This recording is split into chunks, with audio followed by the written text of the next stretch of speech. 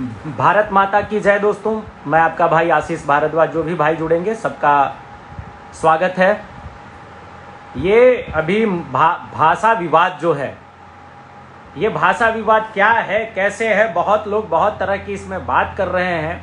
कुछ लोग कह रहे हैं कि जब हिंदी देश का लैंग्वेज है, आप हिंदी दिवस के दिन ऐसे करते हैं वैसे करते हैं, तो आपको तो हिंदी को स्वीकार करना चाहिए, और बहुत तरह की बात है।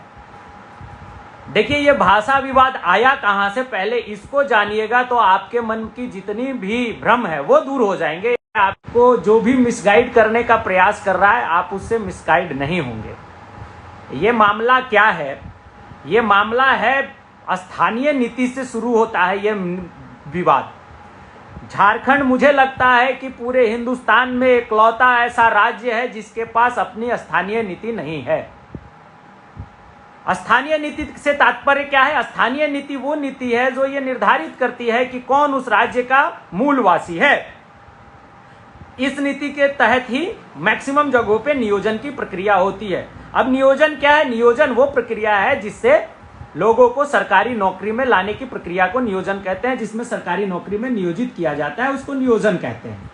मैक्सिमम जगहों पे नियोजन नीति स्थानीय नीति के हिसाब से ही होती है कि जो उस राज्य का स्थानीय वासी है, बहुत सारे ऐसे प्रदेशों में है, उसको नियोजित करने का प्रावधान है। लेकिन चूंकि हमारे यहाँ स्थानीय नीति नहीं है, तो हमारी राज्य की सरकार बार बार बेवकूफ बनाने के लिए अन्य अन्य तरह की नीति ला करके लोगों को भ्रमित करने का प्रयास करती है। और चूंकि ये राज्य सरकार की मंशा ही नहीं है कि किसी को नौकरी दी जाए, इसलिए ये राज्य सरकार नियुक्ति नियमावली में कुछ ऐसे प्रावधान रखते हैं जिससे ये कोर्ट में चैलेंज हो, और ये प्रावधान के तहत वो नियमावली को चैलेंज करते हुए उसे खारिज कराया जा सके। मूल मामला यही है। अब चूंकि राज्य सरकार के पास स्थानीय नीति नहीं है लेकिन नौकरी देना है, तो अब रांची के लोगों को नौकरी कैसे देंगे? क्योंकि आपके पास तो स्थानीय नीति है नहीं कि रांची का रहने वाला कौन है, झारखंड का रहने वाला कौन है, पलामू का रहने वाला कौन है, गढ़वा का रहने वाला कौन है, लातेहार का रहने वाला कौन है। ठीक इसी प्रकार से संथाल का रहने वाला कौन है, कोल्हान का रहने वाला कौन है। तो चूंकि यह सरकार के पास अपनी कोई स्थानीय नीति नहीं है, तो सरकार ने बीच में नियोजन भाषा आधारित नियोजन नीति लाया था, जिसमें हम लोगों ने पूर्व में बहुत बड़ी लड़ाई लड़ी थी। हम लोगों ने आंदोलन भी किया था, जिससे हमारे यहाँ की बोली जाने वाली भाषा को नियोजन नीति से बाहर रखा था और हम पे सुपर इम्पोज किया था अन्य भाषा। देखिए भैया, भाषा विवाद में मैं हाथ जोड़ के आपको यह सूचित कर दूं, जो भी भाई मुझे सुन रहे हैं, किसी विशेष भाषा से हमारा विवाद नहीं है। हम सभी भाषा भाषियों का सम्मान करते हैं, हम हर तरह के भाषा बोले जाने वालों का सम्मान करते हैं, उतना ही आदर करते हैं, उतना ही मान सम्मान करते हैं। लेकिन जब बात नियोजन की होगी तो नियोजन में आपको हमारी भाषा को प्रावधान देना होगा। जब आप पलामू की बात करेंगे तो आपको पलामू की भाषा के ही बारे में ही बात करनी होगी। जब आप संथाल की बात करेंगे तो आपको संथाल के भाषा की बात करनी होगी। जब आप कोल्हान की बात करेंगे तो कोल्हान में बोले जाने वाली भाषा की बात तो करनी होगी। ठीक उसी प्रकार जब रांची जिले की बात करेंगे तो आपको रांची जिले की बात करनी होगी। देवघर में देवघर की भाषा चलेगी। ऐसे ही रूपरेखा होगा। तो स्थानीय नीति को लिपापोती करने के लिए, ढकने के लिए इन्होंने नियोजन नीति भाषा आधारित बनाया है। अब भाषा आधारित नियोजन नीति में इन्होंने इस बार नागपुरी डालने का प्रयास किया है।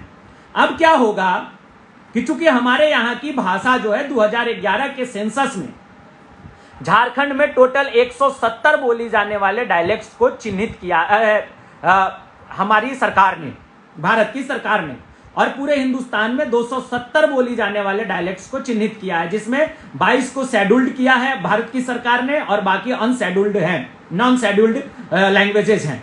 22 लैंग्वेज शेड्यूल्ड लैंग्वेज है। खैर उस पर नहीं जाएंगे, वो बहुत बड़ी बात हो जाएगी। हम अपनी भाषा पे सेंट्रलाइज रहते हैं। कुल मिला के झारखंड में 170 बोले जाने वाली बोली को भारत सरकार ने चिन्हित किया। ये नॉन शेड्यूल्ड है, ये शेड्यूल्ड नहीं है, लेकिन भारत सरकार ने सेंसस में इसको चिन्हित किया है। और भारत सरकार ने 270 अपने सेंसस, गवर्नमेंट ऑफ इंडिया के सेंसस में जो 270 बोले जाने वाली भाषाओं को चिन्हित किया है, वो 200वें स्थान पर पलमुआ डायलेक्ट को भी चिन्हित करके इन्होंने रखा हुआ है। आप जान लीजिएगा, यह 2011 की सेंसस की बात है, जिस समय ना नरेंद्र मोदी जी की सरकार थी और ना यहां पे भाजपा की सरकार थी झारखंड में। यह आप जान के इसको जानते हुए चलिएगा।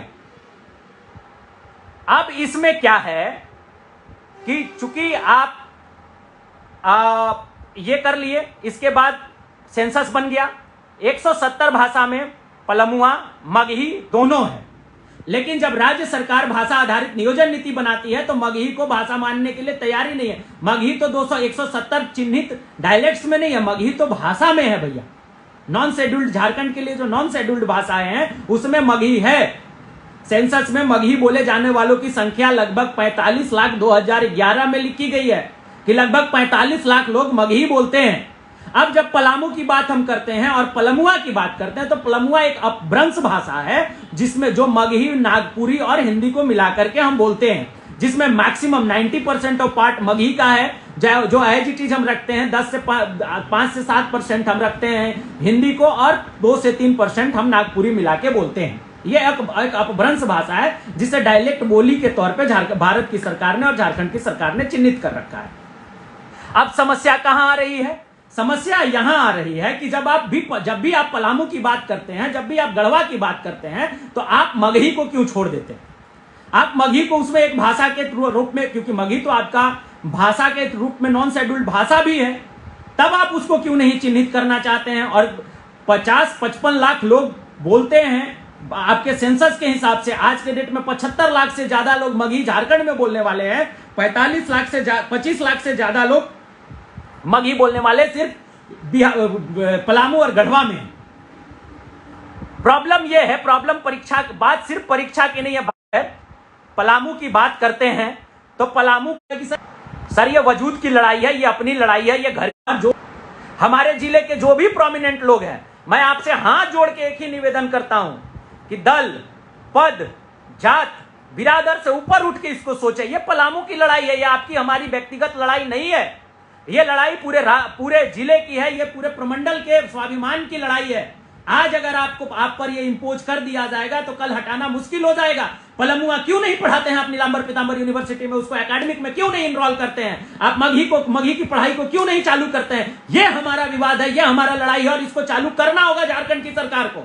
आप पलमुआ मान सम्मान के साथ कॉम्प्रोमाइज नहीं कर सकते हैं, और अगर आप पलमुआ मान सम्मान के साथ कॉम्प्रोमाइज करेंगे श्रीमान, तो फिर पलामू की तमाम चीजों से आपको, जिस तरीके से आप पलामू के लोगों को अगर अपमानित करेंगे तो फिर बाकी पलामू के रिसोर्सेज पे भी तो आपका अधिकार नहीं होना चाहिए।